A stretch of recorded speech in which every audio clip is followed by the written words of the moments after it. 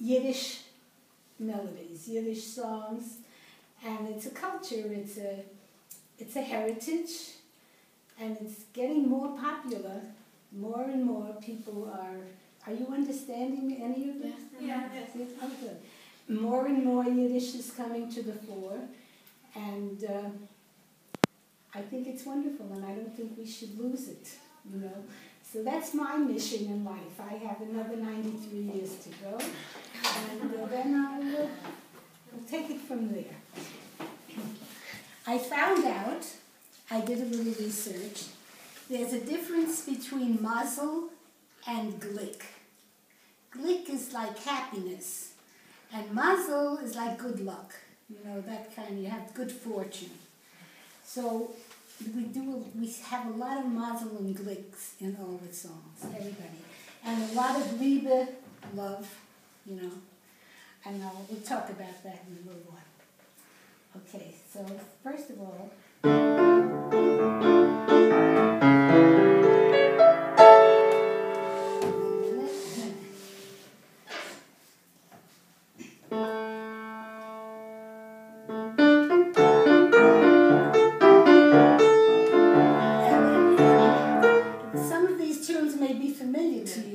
heard them, plenty of customers and that shit, but that's what I like.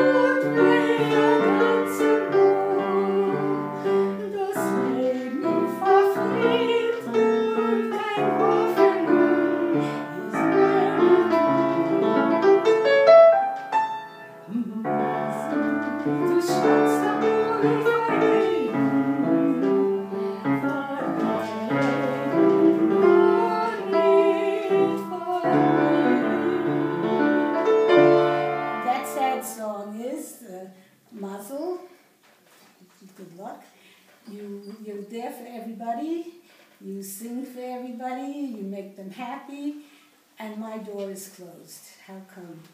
You know, you don't come to me.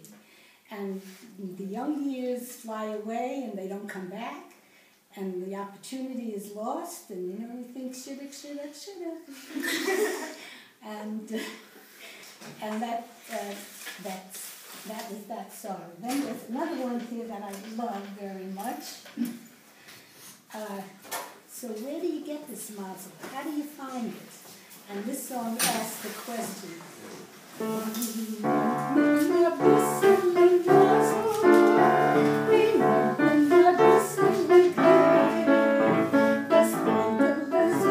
Thank you.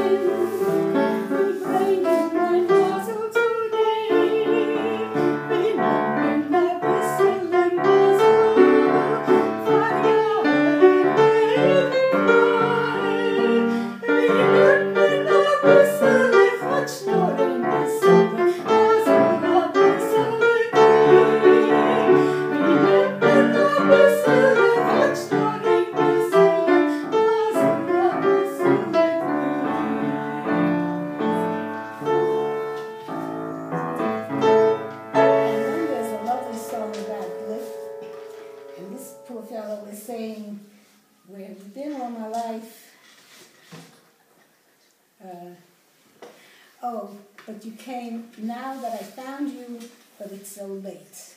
It's a little too late. I don't know where these songs came from, I have to tell you. A lot of them were from my childhood as age 5 and 6, you know, that's when they discovered that I was a talent. But so the girls in those years got the piano and the boys got the violin. It just worked that way. It's much easier for the boys to carry a piano than the girls. All right, what can you do?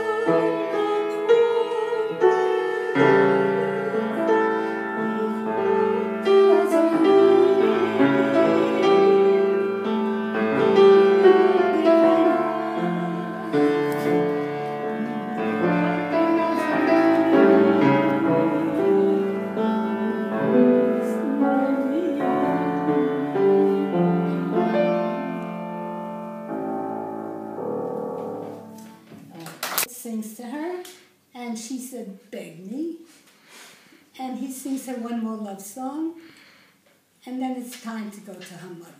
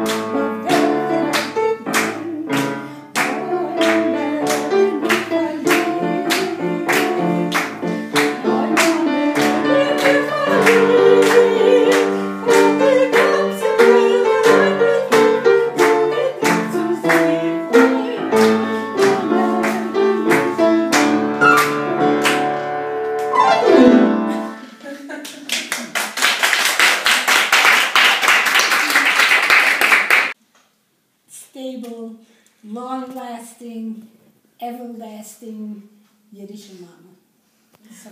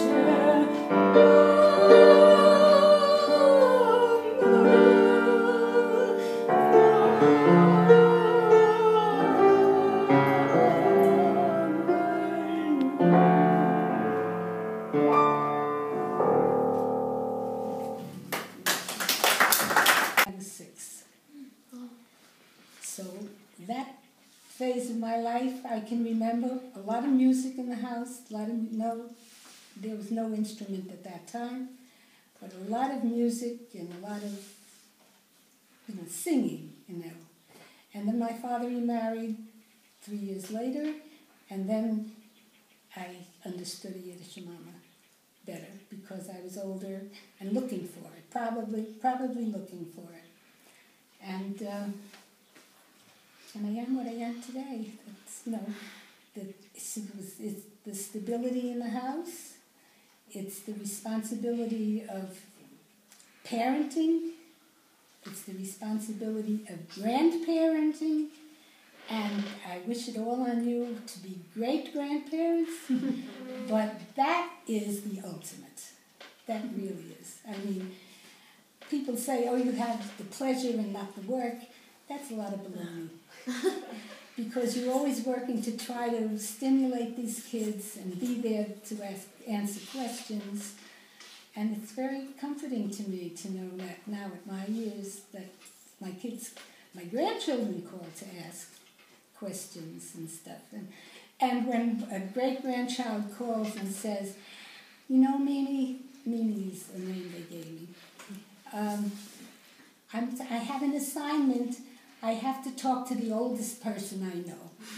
That's my distinction. So I can be smart.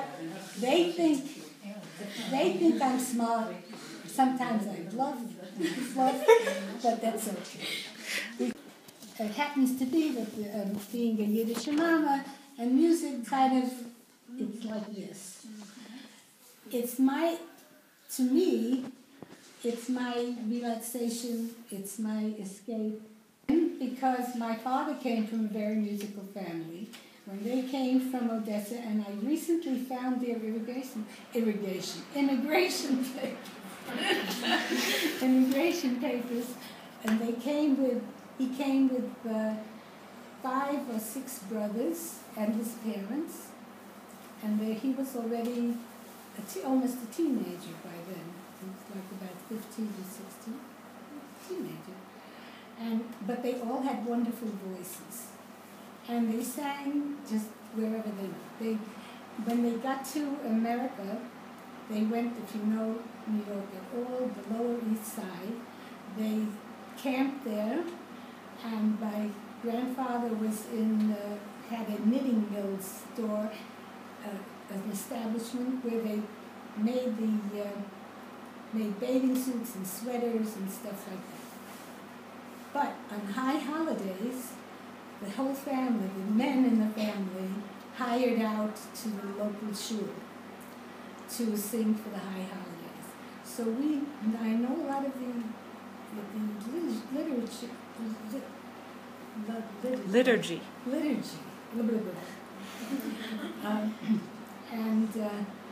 And the boys sang beautifully. I remember one brother particularly had a magnificent tenor voice. And my dad wasn't to slouch either. And so there was a lot of singing in the family, always.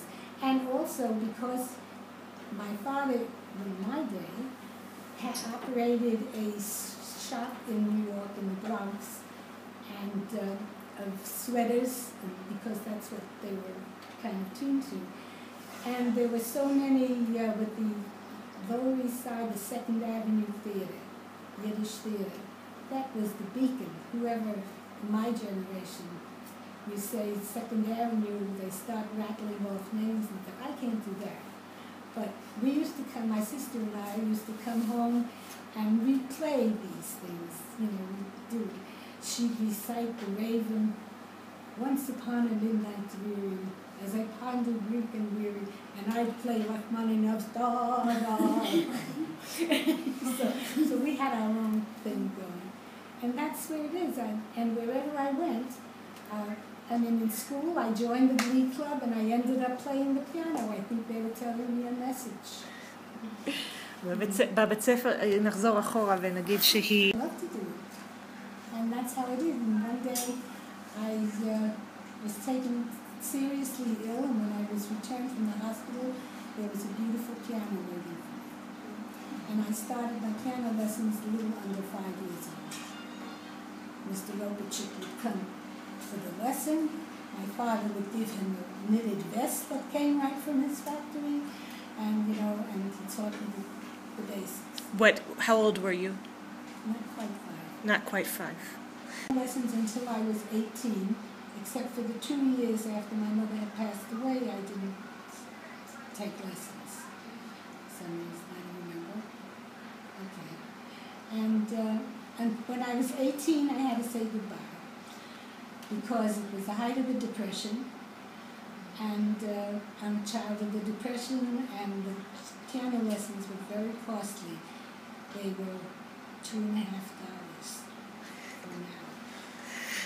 One of the lessons I took, there was a community, like a community house in the Bronx where I lived, and the teachers were of very fine quality. They had a music section and an art section, to keep kids off the streets and what have you. I had the good fortune of having 2 piano teachers who were sisters of the then very famous Misha Elman, who was a world-famous violinist. And interestingly enough, only last year, or maybe 2, last year, there was a concert in memory of Misha Elman. It was his 50th birthday, I guess. And one of his grandchildren came from America to, where was it? In Rishon LeZion. Unfortunately, it was on a Shabbos, and I couldn't go. So I missed it. But my son was smart enough to say, you should contact this granddaughter and at least communicate with her. And he did. I did. I got a beautiful letter back from her, and she was excited to hear that I remembered her aunts who taught me, and she said to me, I just hope that my students, because obviously she's teaching now too, that my students would have such feeling for me too. And the truth is that when my Miss Esther, I had Miss Esther and Miss Lisa, but when Miss Esther heard that I was going to be not returning to taking piano lessons anymore, she geared me towards developing a library, a music library, that to this day I use. I've never stopped playing because I love it, and it's a challenge to me. I confess I don't know a heck of a lot about theory, but I didn't care because I just wanted to play.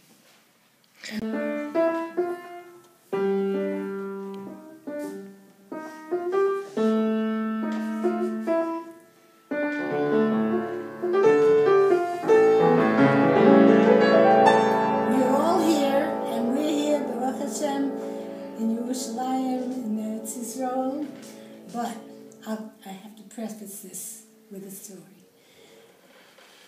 My husband, Zifran Lefacha, was a doctor in the American Army during World War II. And he was the first American doctor to enter Dachau when it was liberated that morning. And he was a man, an emaciated person, hardly alive, said to him, so now what do we do? Where do we go? Somewhere, someone was smart enough to write a song. To me, everything goes in a song. Everybody knows Mimi has a song, right? And so this man, I don't know who it was, wrote the song, V'yahim zolech gein, Where Shall I Go? At that time, my husband said he had heard that in Italy there was a boat going to Israel. So he said, if you can get there, how? I don't know. However, so this song has very special meaning to me.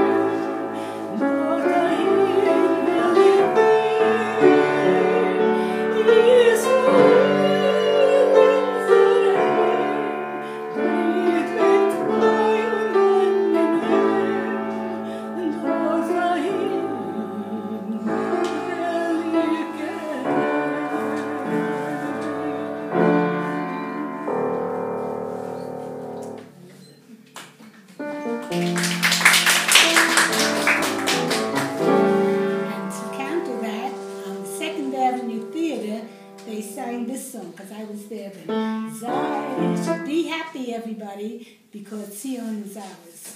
That was only a hope then.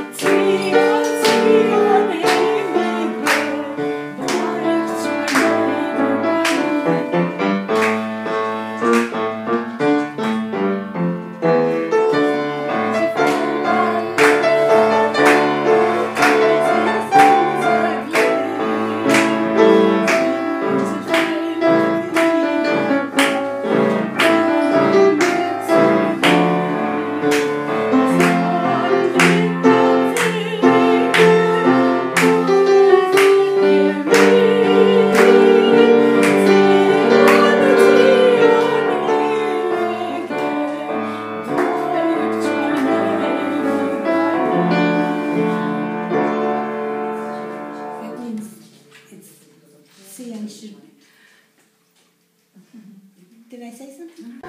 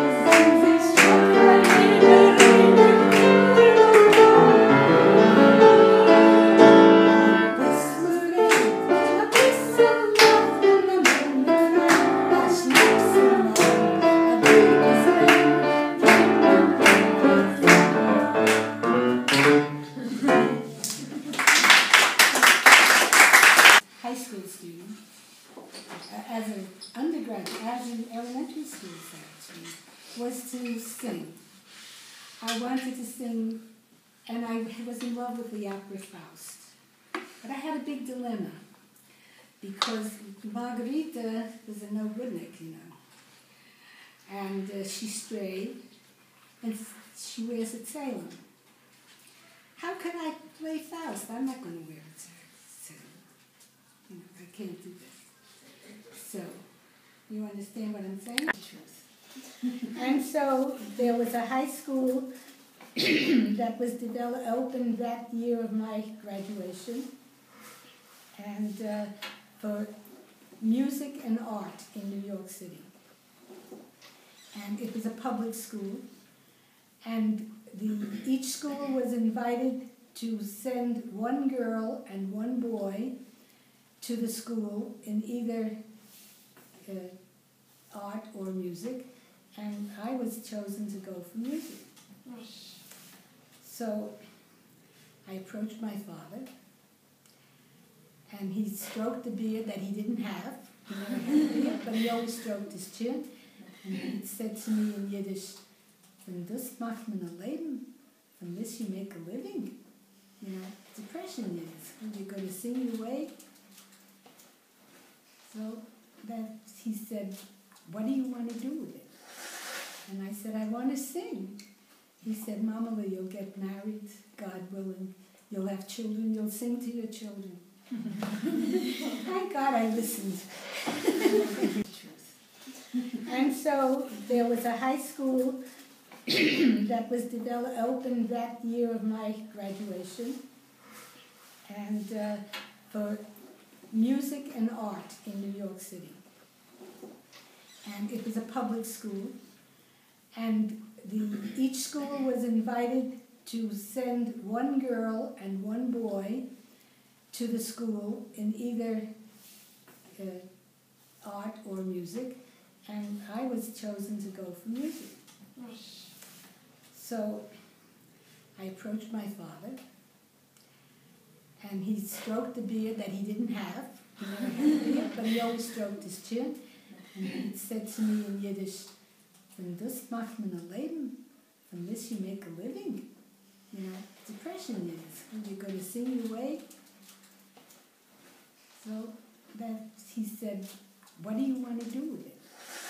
And I said, "I want to sing." He said, "Mama, you'll get married, God willing. You'll have children. You'll sing to your children." Thank God I listened. After I married, we lived in a very small community, a small Jewish community in Saratoga Springs, New York. And they had only 200 Jewish families at the time, all of different colors, different stripes. So there was a rickety piano in the community center. We had a shul. There was a shul that was established over 100 years before we moved there. I can tell you now that it no longer exists, but it had a mikveh, it had everything, and kitchens, 2 kitchens, and it was a good thing. And I was the town clown, I say, but I was really the town musician. So we would make our own entertainment, and because I can do this without music, we put on plays and stuff like that, and so I was always there with that. And that's been my whole life. I've been, if I join a glee club, I end up being the accompanist. I began to wonder, is it me? But anyhow, that's pretty much it. And all my children know that Mimi has a song for everything, right? Role in my life. I love it. It's my hideaway. Some people need chocolate. I need this. I mean, that's what it boils down to. It's part of it. There's always music in my head. And I'm even accused of singing in my sleep. But we retired. And we were already older people. And we moved to a community in Florida, in Delray Beach, Florida. And they had it's a complex, a big complex, many buildings, many people. And we went, the first day that we moved in, we went to explore. And we went to this big clubhouse where all the recreation took place. They had shows, theaters, and what have you. And in the lobby, I saw a man walking with a violin. I'm not bashful. So I went up and I said to him, "Excuse me, sir, would you like to play with me?"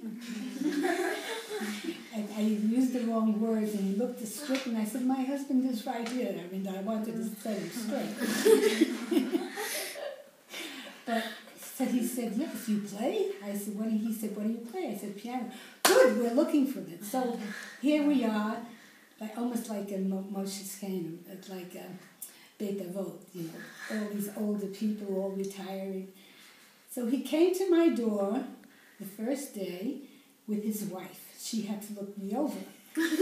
My husband stayed home. He didn't go to Shira that day because he said he didn't know what she was thinking, He was satisfied. So he came with his wife, and he came with 2 other men, and we probably all together numbered like 300 years maybe. So we did chamber music, and it was delightful. We did that for 2 years. And then... What was in the repertoire, for example? Pardon? What was in the repertoire, for example? We played a beautiful Mendelssohn quartet, trio, and Beethoven, mostly Beethoven trios. And it was heaven. Yeah, it kept me on my toes because, the piano was... A lot of Beethoven was written for the piano rather than for the main part was for the piano. And some of it was too much for me. But I struggled, and we had a wonderful time. It was just the best. And that's what I did. I miss that very much. And then I was fortunate to have a little girl who plays the violin with me, who is a nurse now. Through her nursing school, she played regularly. And just this week, her younger sister came with her violin. And she's also a nursing student. So I'll lose her eventually, but, it's okay. We hope to get together. It was wonderful. What do you play? Where are your musical talents? I don't know if you remember me. I spoke to you on the phone a few times. Who, me? I spoke to you a couple of years ago. The fact that you get paid? So I have this theory I want to stay as an amateur, because if I'm good, isn't she great? And if I'm not so good, what do you expect from nothing? That kind of thing. So, I don't know. I try when I'm struggling and seeing something new. One good thing about my versatility is that I do fairly good sight reading. So I can pick up a musician here and there and play with them.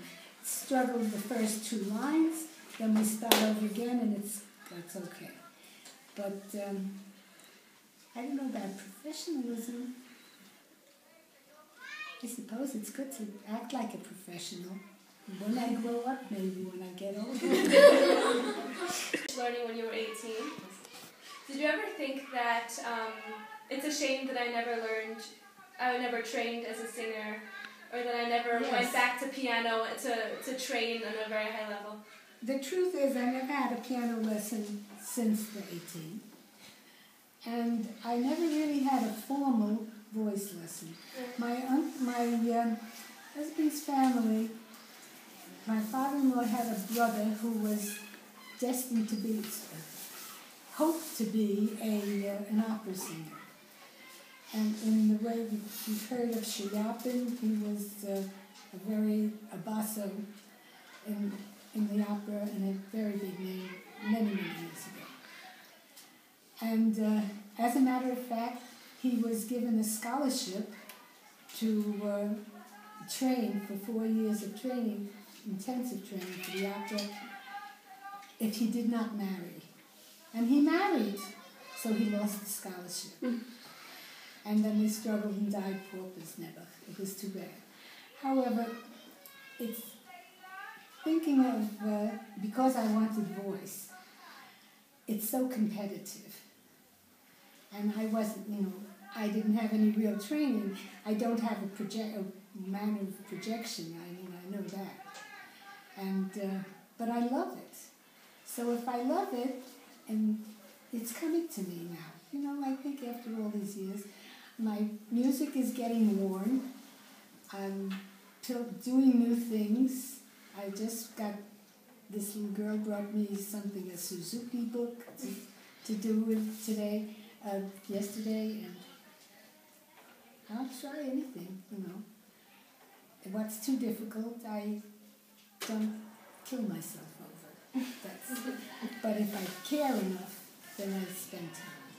But I do a lot of other things other than music, so this is, to me, a very big bonus and a very big present, a wonderful present from Hashem. You listen. What music you listen? I listen to classical music, mostly. Most classical. I love symphony, I love opera, and that's what my television does for me.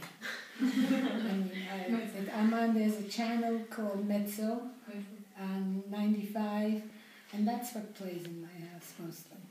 You know, for my. Yeah, they're wonderful. You know, and I've learned a lot. And I watch, you know, professional pianists, and I watched them when I picked up a little thing here and a little there that helped me with the thing or an interpretation. One night I was up until 1:30 because on Mezzo, I can't pronounce his name in French, Coupeson or something like that, with a violin and piano. And they did all of the Beethoven violin piano pieces. And I was mesmerized. I mean, I had the score in my lap, and I'm looking, you know, and it was just wonderful. That to me is okay. You know.